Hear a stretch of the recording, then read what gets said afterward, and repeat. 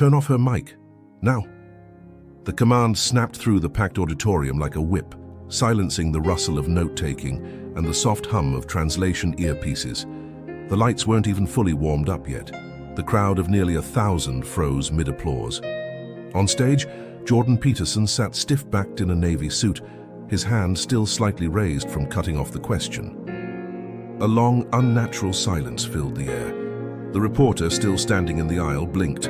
Her badge read, "Abigail Thorne, Independent Press." Her lips were parted as if another sentence had been forming.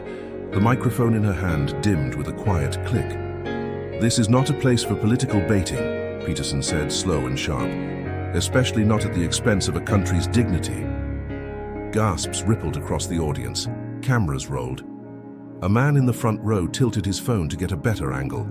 On stage, the Mexican flag, next to the American one, fluttered lightly in the air conditioning. Behind the podium, a large banner read, "Crossroads 2025, Ethics, Borders and Identity." Abigail didn't move. "I was quoting your own words," she said calmly, though her voice cracked.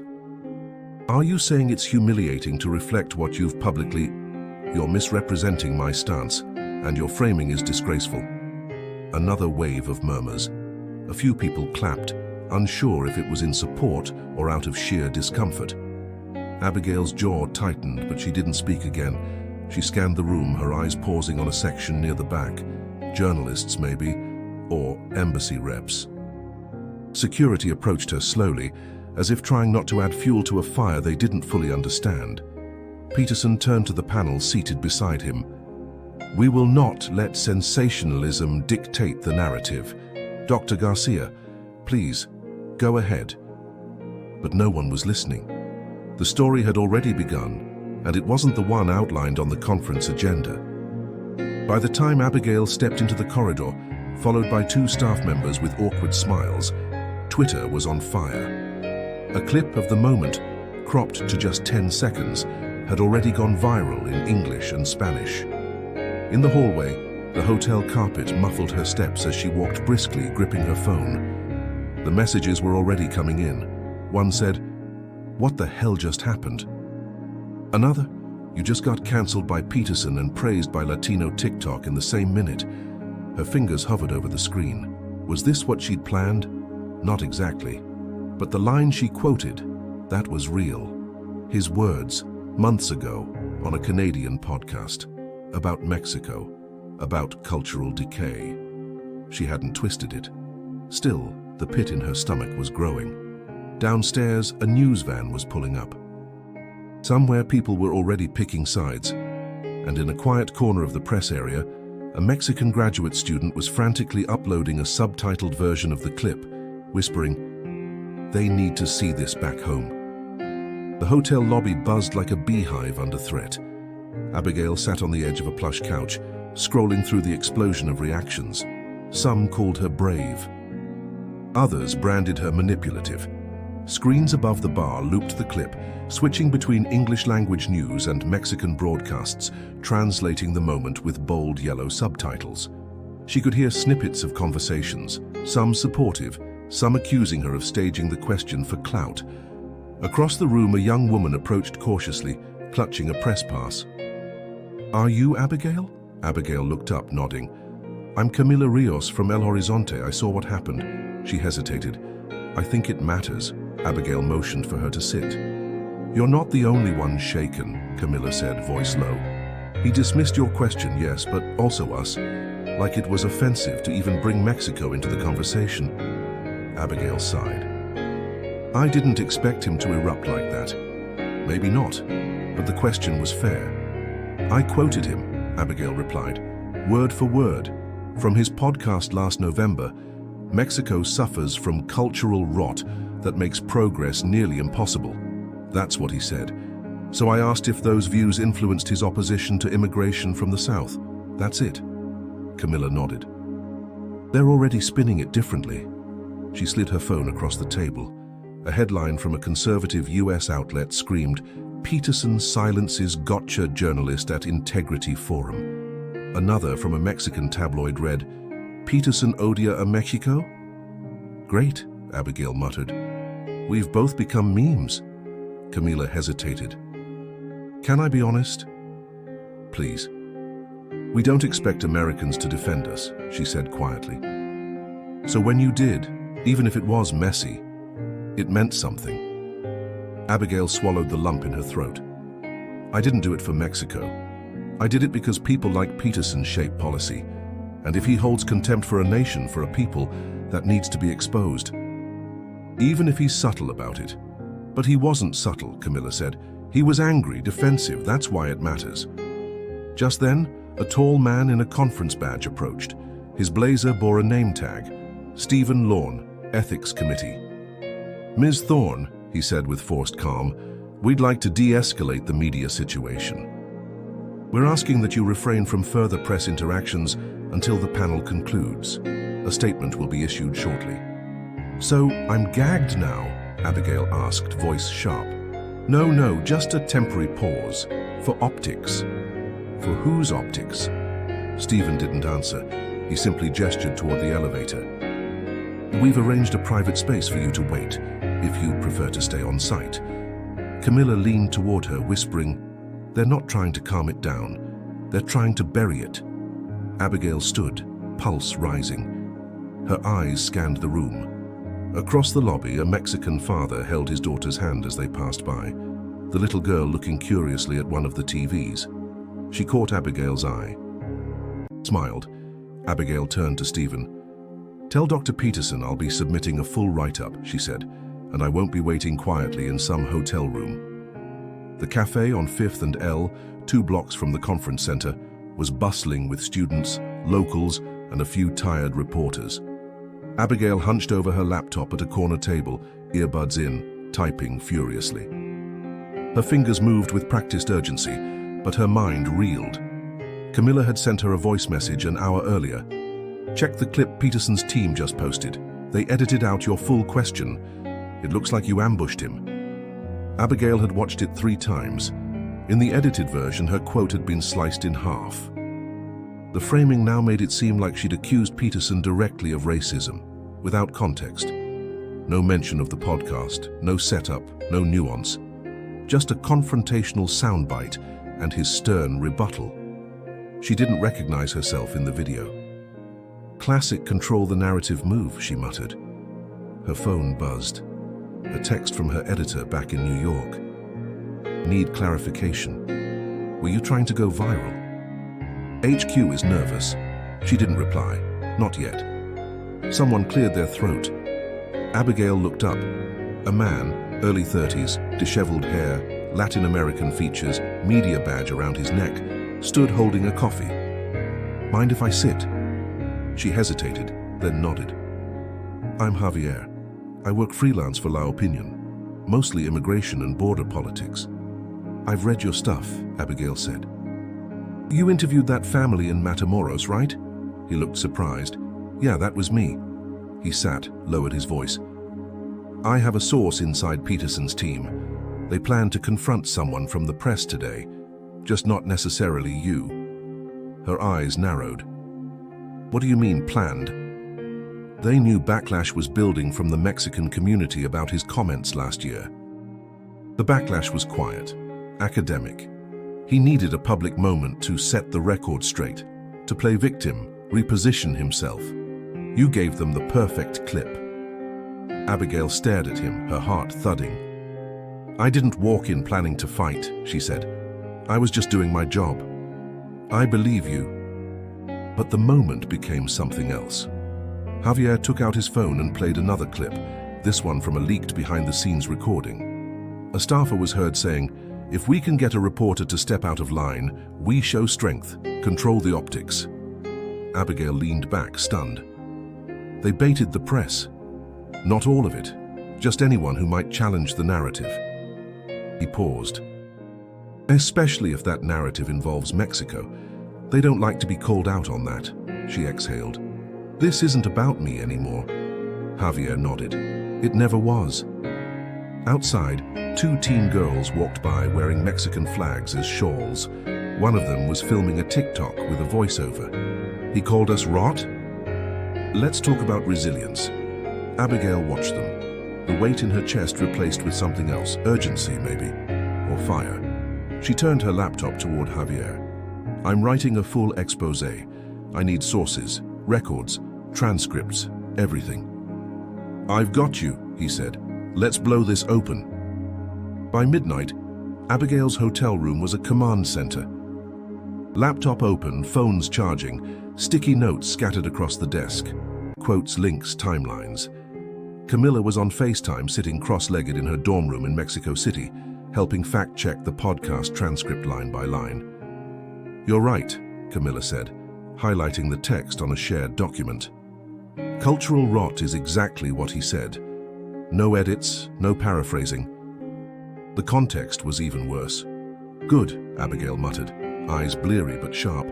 We need that timestamp. I'll link it in the write-up.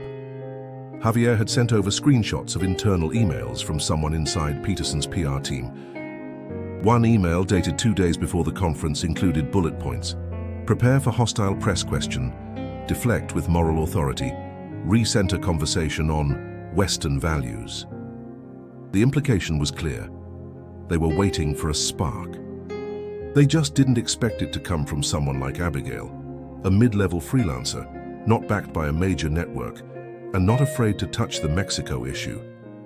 Camilla leaned closer to her webcam. It's risky. You know that, right? Publishing this?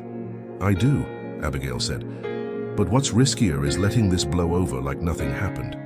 Her fingers moved over the keyboard again. She was building the piece now, opening paragraph strong, unapologetic. When Jordan Peterson cut off my mic, the crowd gasped. What they didn't know was that the moment had been rehearsed, not by me, but by his team. What they also didn't know, this was never just about a question, it was about Mexico. She paused, rereading it. Honest, clear, no drama for the sake of it, just truth. A knock on the hotel room door startled her. She moved to the peephole. A man in a black blazer stood outside holding an envelope. No hotel logo, no name tag. Yes, she called through the door. Delivery for Ms. Thorne. Legal notice. Her stomach turned cold. She cracked the door an inch. He handed her the envelope and walked away without a word. She tore it open. 2 pages printed on thick white paper. Cease and desist issued by an attorney representing the Crossroads Conference Board. It accused her of unauthorized recording, defamation by insinuation, and intent to disrupt a private event. Camilla was still watching through the screen. What is it? They're trying to scare me, Abigail said flatly. Nothing criminal, just pressure. You're not backing down, are you? No, she said. They picked the wrong reporter. Camilla smiled. Then finish it and send me the draft before you publish. Mexico deserves the truth in both languages. Abigail turned back to her laptop, breath steady. She could still hear the sound of her mic cutting off in her head, but now that silence had a voice, and she was giving it back. The article went live at 7:03 a.m. Abigail clicked publish and leaned back, her heart pounding like it always did when she released something that mattered. Within 5 minutes, it was already spreading. The headline was bold, unapologetic. Behind the mic cut, how Jordan Peterson's team engineered a moment and why it targeted Mexico. She'd included everything, links to the full, unedited audio, the internal emails, transcripts, even quotes from Javier and Camilla. She kept the tone journalistic, restrained but firm. It wasn't a takedown, it was exposure.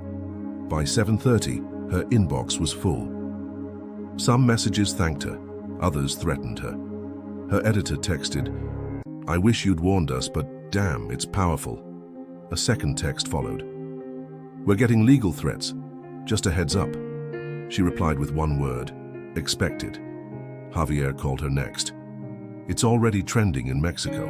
Peterson, Mexico is the top tag. And get this, there's a protest planned outside the next Crossroads event. Students, journalists, activists, they're coming with printouts of your article taped to cardboard." Abigail felt the weight of it suddenly.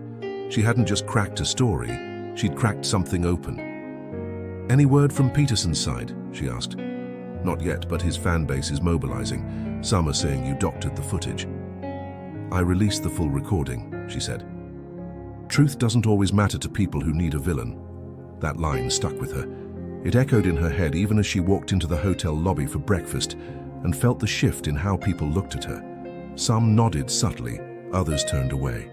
At a nearby table, a couple whispered while holding their phones. She didn't need to guess the topic. She grabbed a coffee and sat by the window, watching the city come alive. Washington, D.C. in early spring, people in coats, cherry blossoms starting to bloom. A normal day outside. Inside her world, chaos. Camilla sent a voice memo. Your article is being translated in real time. My professor shared it in our Latin American politics class. Said it's the kind of journalism that holds systems accountable. That almost made Abigail cry. She held her cup tighter. Just then, a man sat across from her without asking. Miss Thorne, I represent Dr. Peterson's media team. She looked him over. Grey suit, crisp voice, zero warmth. Okay. You've created a defamatory situation. You've also endangered Dr. Peterson's upcoming tour. We're asking for a retraction of several claims. I published verified material, she replied. Your team manufactured a moment. I proved it. Legally, that's for the courts to decide. She smiled, tired, but unshaken. Then I hope your lawyers read emails as well as I do. He didn't smile back, just stood leaving a card on the table. As he walked away, Abigail snapped a photo of it. Not to intimidate, just to document. Across the cafe, someone clapped softly. She turned. It was the father from the conference, the man whose daughter had smiled at her. He nodded once. Respectful. Grateful. 3 weeks later, Abigail stood in a modest auditorium in Mexico City. The walls were lined with student posters, some in Spanish, others in English. One read, Silencio no es neutralidad. Silence is not neutrality. She adjusted the mic. This one, thankfully, stayed on. I didn't expect this story to leave Washington, she began. But maybe it was never just about D.C. at all. Applause rippled softly. Dozens of journalism students stared back, notebooks open, some recording on phones. At the back, Camilla stood with her arms crossed, nodding. Abigail's expose had been picked up by multiple outlets across Latin America. She hadn't faced a lawsuit yet, but Peterson's team had launched a PR counter-campaign, accusing her of bias and weaponized identity politics. It only fueled more attention. In the days that followed the article's release, something shifted. A coalition of Mexican and American journalists issued a joint statement condemning the suppression of cross-border discourse. Students organized virtual forums titled Respect Beyond Rhetoric. A prominent Mexican senator even referenced Abigail's piece during a floor debate on cultural dignity and international perception. And now here she was, standing in front of a generation that saw through spin. I didn't come here to be a symbol, Abigail continued, and I don't believe a journalist's job is to fight. But I do believe it's to name things when others won't, especially when power plays dress themselves in reason. A girl in the front row raised her hand. How did it feel in that moment, when he cut your mic? Abigail paused. Honestly, it felt like I failed. I thought I'd done something wrong. For a moment, I almost apologized, not for the question, but for making people uncomfortable. She let that land. But later I realized that discomfort was the truth showing up, and the truth doesn't knock politely. Afterwards, students came to speak with her one by one. Some asked for tips on interviewing. Others shared personal stories about being shut down in academic spaces. One boy, barely 18, handed her a folded paper with a short poem titled No Nos Callan. They don't silence us. Outside the building, the late afternoon sun poured over the streets. Abigail and Camilla walked side by side, quiet for a while. You changed things, Camilla finally said. No, Abigail replied, eyes scanning the skyline. We just made sure people couldn't pretend not to see them. Camilla smiled, still planning to go back to New York. Eventually, Abigail said, but I think I'll stay here a little longer. Listen more. Write what I should have been writing a long time ago. They passed a kiosk selling printed magazines. Abigail's article had been translated and reprinted. On the cover, a photo of the moment she was cut off, mic in hand, eyes steady, and the headline, La pregunta que encendió todo. The question that lit the fire. Abigail didn't stop to stare. She kept walking. The echo had become a voice, and the voice was growing.